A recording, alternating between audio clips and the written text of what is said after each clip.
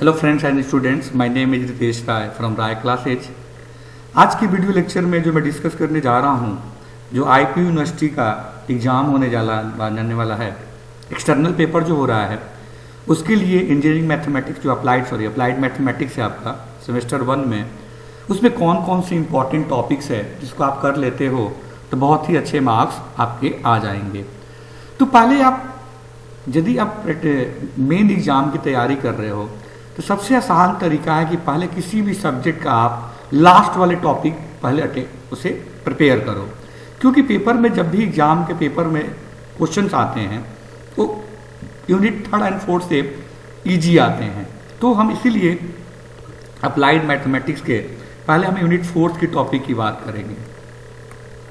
Unit 4th पहला topic है कि आप कर लो डाइवर्जेंस, ग्रेडियंट एंड कर्ल। ये कैसे फाइंड करते हैं? How to find divergence, how to find gradient and how to find curl. हम किसी वेक्टर को, किसी स्केलर को हम कैसे सारी चीजें फाइंड करते हैं। देन जो क्वेश्चन आता है कि कोई वेक्टर है,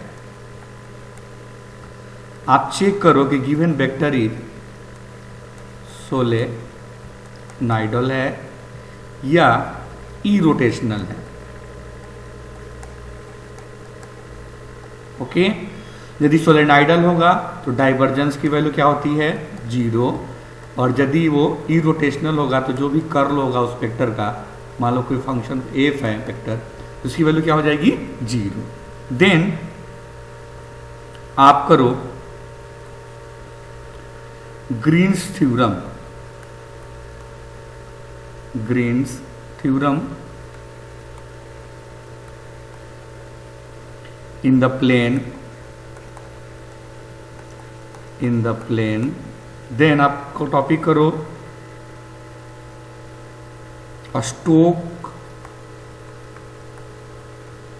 Stokes theorem. And last topic है इस यूनिट का डाइवर्जेंस, या गॉस डाइवर्जेंस थ्योरम भी बोलते हैं इसको, divergence theorem of Gauss. Theorem of, ठीक है, चलिए GAUSS। तो आपको यूनिट 4 पे बस इतना ही टॉपिक करना है। क्या क्या? Divergence, gradient and curl. Then ये क्वेश्चन आता है सोलेनॉइडल फाइंड करो, इरोटेशनल फाइंड करो, या ए और बी कांस्टेंट की वैल्यू फाइंड करो सो दैट कि जो गिवन वेक्टर है वो इरोटेशनल है या सोलेनॉइडल हो। देन ग्रीन्स थ्योरम कभी कभी लिखने के लिए भी आ जाता है स्टेटमेंट, या स्टोक थ्योरम का स्टेटमेंट भी आता है। अदरवाइज इन टॉपिक से रिलेटेड हमारे पेपर में न्यूमेरिकल आएगा। अंडरस्टूड है कि जब ये थ्योरम करोगे आपको सरफेस इंटीग्रल कैसे फाइंड करते हैं, लाइन इंटीग्रल कैसे फाइंड करते हैं, वॉल्यूम इंटीग्रल कैसे फाइंड करते हैं, ये भी पता होना चाहिए। ओके, देन हम आते हैं यूनिट 3rd में, जो आपकी बहुत ही आसान यूनिट लगती है, जिसका नाम है मैट्रिसेज। पहला टॉपिक इसमें जो सबसे इंपॉर्टेंट टॉपिक है, नॉर्मल फॉर्म से रैंक फाइंड करना। नॉर्मल फॉर्म से रैंक फाइंड करना, rank. Then eigen value and eigen vector, ये भी बहुत इंपॉर्टेंट टॉपिक है। देन 3rd टॉपिक है Cayley Hamilton theorem. Then check given matrix consistency, C and inconsistency। इसमें क्वेश्चन आता है कि find the value of lambda and mu such that unique solution, no solution and infinite number of solution. उसके बाद डायगोनलाइजेशन,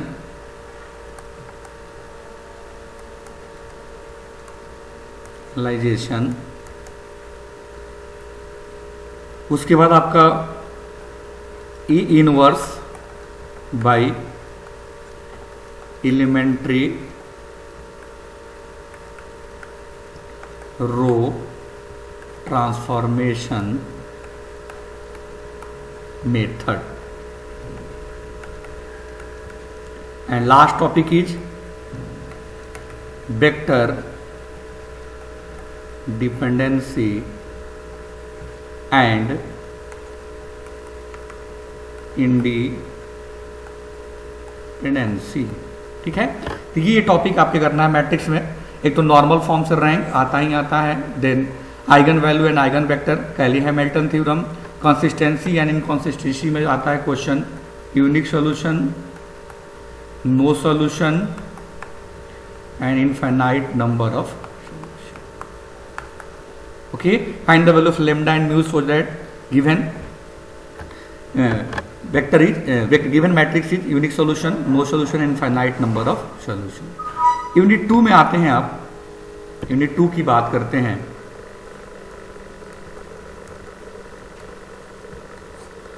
तो unit 2 में सबसे important topic है, हम लोग पहले Euler's method,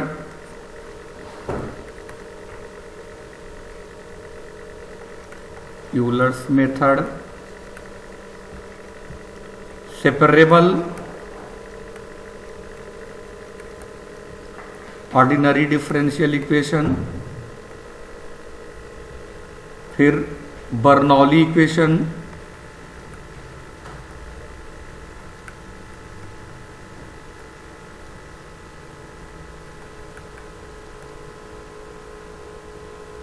then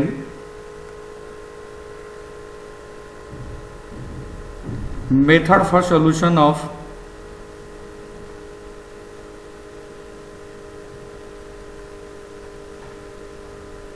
method of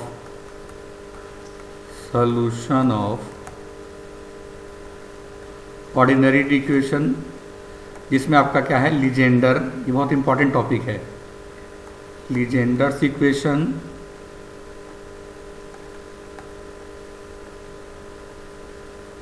Legender polynomial,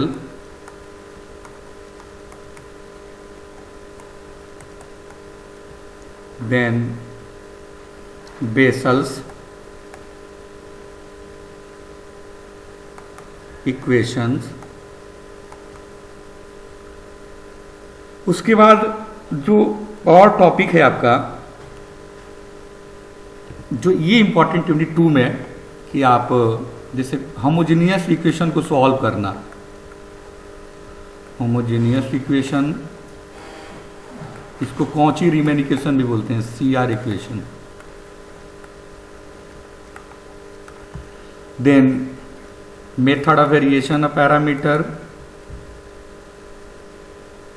method of variation of parameter, ये बहुत इंपॉर्टेंट टॉपिक है। यूनिट 2 थोड़ी बड़ी है, लेंदी भी है, बट आप पहले इन टॉपिकों को करना। आप homogeneous equation, method of variation of parameter, then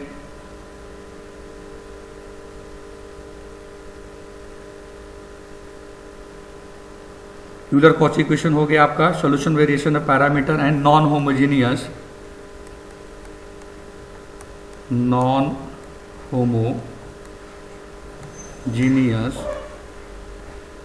OD, ordinary, OD मतलब क्या था, ऑर्डिनरी डिफरेंशियल इक्वेशन।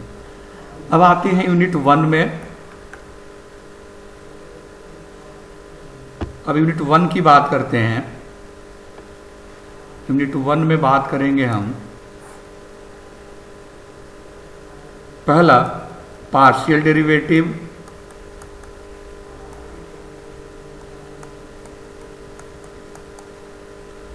दूसरा chain rule,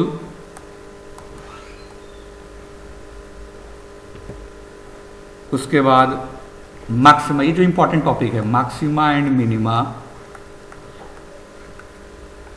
maxima and minima, okay. फिर जकोबियन, ये आपको अच्छे से करने हैं, Jacobian, then method of Lagrange's, method of Lagrange's multiplier, and last one is error.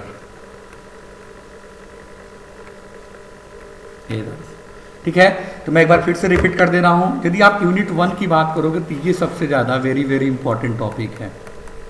ये आप 4 टॉपिक अच्छे से कर लो, फिर ये भी कर लो, partial derivative, chain rule, and एक होता है एग्जैक्ट डिफरेंशियल इक्वेशन,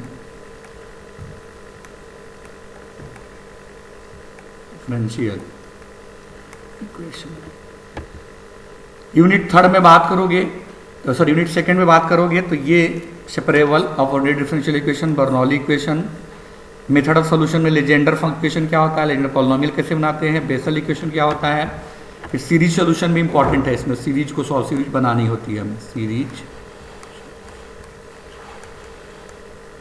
फिर ये टॉपिक बहुत इंपॉर्टेंट है, होमोजेनियस इक्वेशन, सीआर इक्वेशन, जो कौची भी बोलते हैं, method of variation of parameter and non homogeneous में से हमें सॉल्यूशन फाइंड करना होता है, सी ए फाइंड पी आई।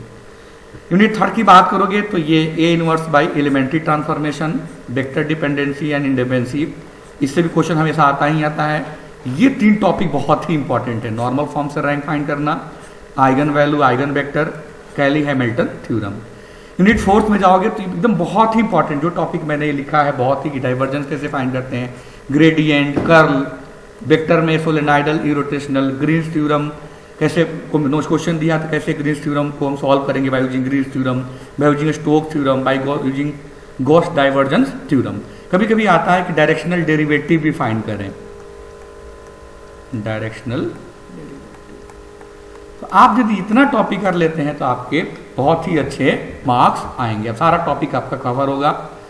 मेरे राय क्लासेज को यदि आपने सब्सक्राइब नहीं किया है, Rai classes by Ritesh Rai, please like and subscribe,